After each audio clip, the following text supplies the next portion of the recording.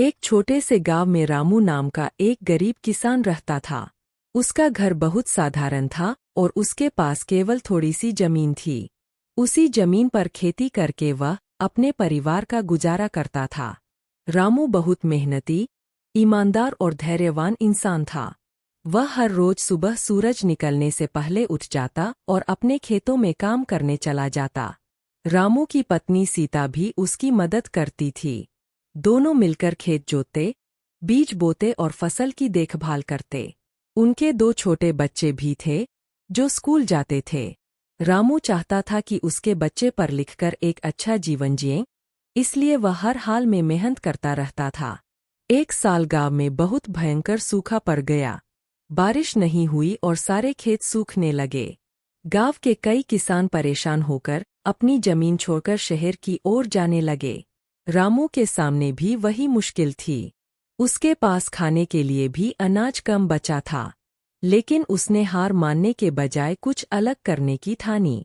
रामू ने सोचा कि अगर वह अपने खेत के पास एक कुआं खोद ले, तो शायद उसे पानी मिल जाए और वह अपनी फसल बचा सके।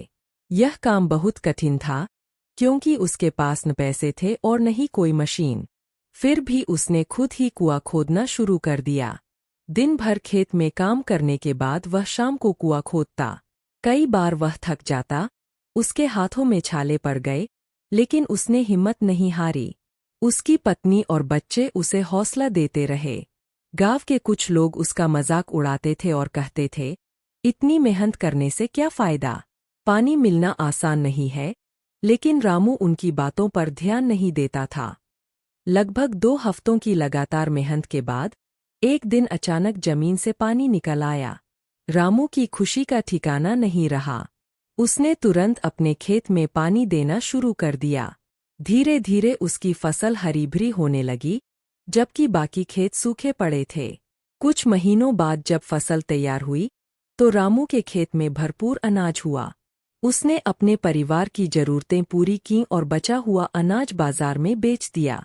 इससे उसकी आर्थिक स्थिति भी सुधर गई। अब वही लोग, जो पहले उसका मजाक उड़ाते थे, उसकी तारीफ करने लगे।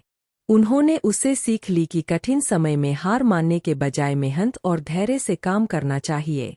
रामू ने सबको समझाया, अगर हम सच्चे मन से मेहनत करें और हिम्मत न हारें, तो भगवान भी हमारी मदद करता है।